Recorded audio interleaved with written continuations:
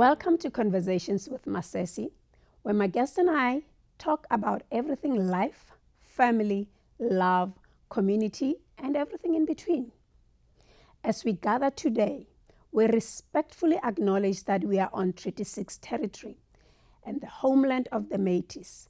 We recognize and honor the traditional keepers of this land, the Cree, Saulteaux, Dakota, Nakota, Lakota, and Métis peoples. We are grateful for the opportunity to live, work, and share stories on this territory. We commit to ongoing learning, respect, and collaboration with Indigenous communities.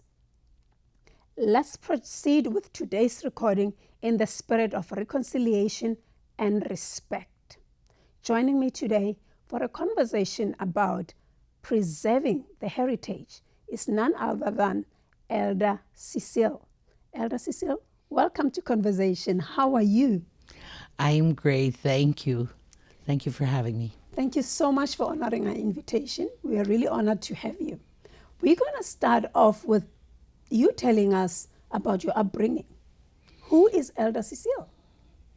Well, first of all, I'd like to say I'm from the Fishing Lake First Nation. It is a Anishinaabe Saulteaux person, and I come from a family of 13 children. My mom and dad were Wilson and Georgina Desjardins, and I'm really proud to be from the family and from my First Nation. Mm-hmm.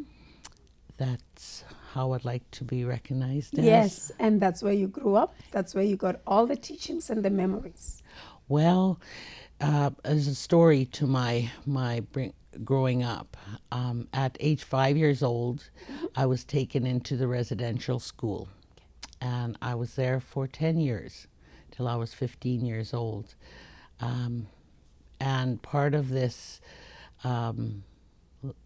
residential school had me, I lost a lot of my culture that my parents would have taught me, yes, or my grandparents, and I didn't have any language either. I don't speak the language fluently. I understand it now, okay, which is good. Which is good. Yeah. And I said, by the time I'm 80 years old, I'm going to be speaking fluent. Oh, wow. That's one of my dreams. It is. Yes. And what are you doing right now to prepare for that? Well, after residential school, I went into a lot of, I got my education. Yes. I tried to fit in somehow with society, and that was through education. I did a lot of schooling and learning about my culture. Yes. I worked with I worked with schools for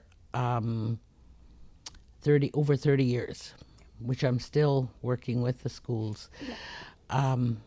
I learned all about my history of First Nation culture, traditions, beliefs, values, all of those. I just took it all in, and I wanted so much to learn about our people and to be proud of who we were, and who we are going to be today. That's right. And yes, so to me that is very important.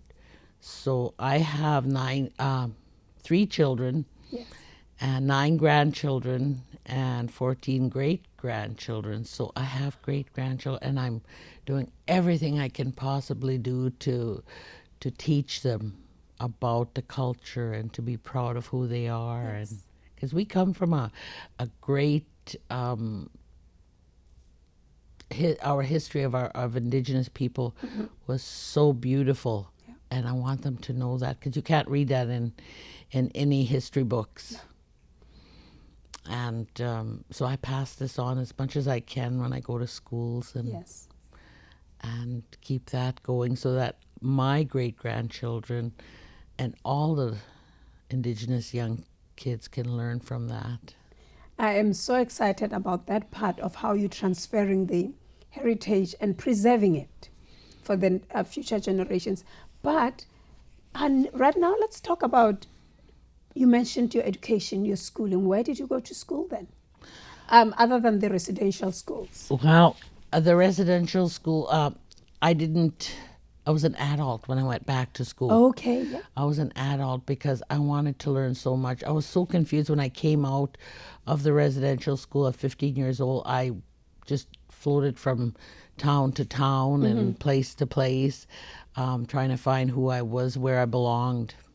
And then I came to Saskatoon and I found I belonged here with the people who are in the inner city of Saskatoon. Yeah, The people who I seen as the unwanted, that were misplaced that's right, yeah.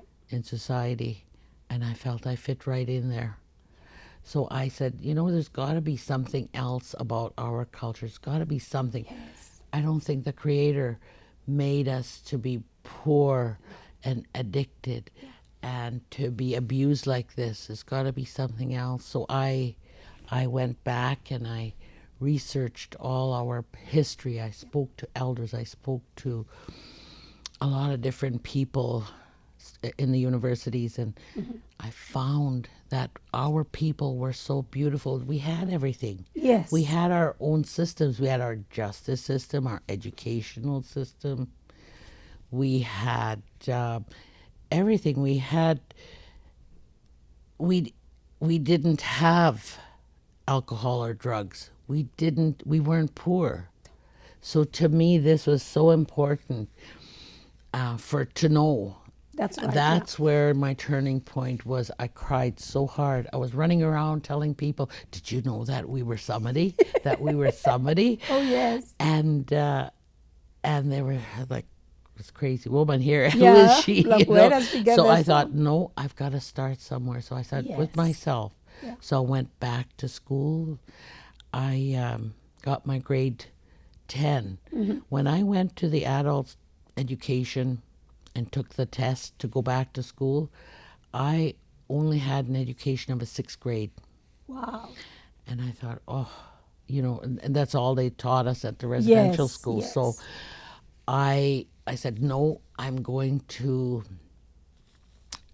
keep on. I'm going to get That's I right, want yeah. my grade 12. So I did, and I worked hard, and I got my grade 12. I graduated with honors because I was just determined to do Yes. this. Then I went and got more education in the social work department and youth care, and then I was hired on to the school in our community. I don't know if I could say the names or anything like that, but it was with the Greater Saskatoon Catholic Schools that I was hired on. Yes. That was 30 years ago.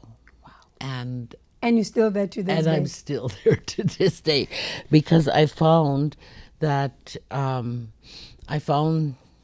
this is where I needed to teach the kids. Yes. This is where the families, and I wanted them to feel the same feeling I felt about our culture. Yes. The feeling, I was so good and so proud. So I went to school there, and I worked there. I bought my house there across the street from the school. People were saying, "Are you crazy? You're going to live there?" I said, "Oh, yes, yes." I said, "This is where my people are, and this is where I belong." Wow. You mentioned how you had this yearning to find out what's going on. And we always know that people perish for lack of knowledge. Yes. And was there somebody encouraging you in digging deep? Well, I guess, my dad, he was an alcoholic, right? He turned to alcohol because he was on the reserve, kept on the reserve, and he was very, very, he was a very strong man, but with the system of colonization and being on the reserve, broke him, and he's turned to alcohol. But he always used to say, when he talked to us kids, back in the day, in the old days, the old way, that we never had this. And I used to think, I don't know what he's talking about, because all I could see was what we were doing today, Wow. living in poverty and addictions. So he started that little fire in me to Then, know there is yes. something else. Like he knows. Yeah. My dad was, he passed away at 84 years old, but he was born back in the early 1924, 25, he was born. And he knew what the old days were. Yes. The old And you ways. listened. And I listened, Yeah. but it was so hard for me to grasp that this was true. So, but every time I wanted to do something, his Voice. words kept Yes. saying, there's got to be something Something else. more. So I did. I went on that. I reached out, and Yeah. I wanted me to be proud of our people. I Yes. knew there was something else. Do you think maybe that's what God created you for? And, that's why that voice never went dead. Yes, Yeah. yes. And the feeling of what was I here for? Yes. What am I here for? That's right. We all search for that. Yeah, we do. We all search for what is my purpose in life? Yeah. And now I know what it is. So, yeah. For right now, we'll end it on this note. However, Okay. we're coming back for a second segment. Okay. So we're going to hold tight until the second segment. Remember to like, share, subscribe. Follow us on all our social media platforms to keep the conversations going. Thank you for joining us on Conversations. Grace and peace be multiplied unto you and yours. Shalom.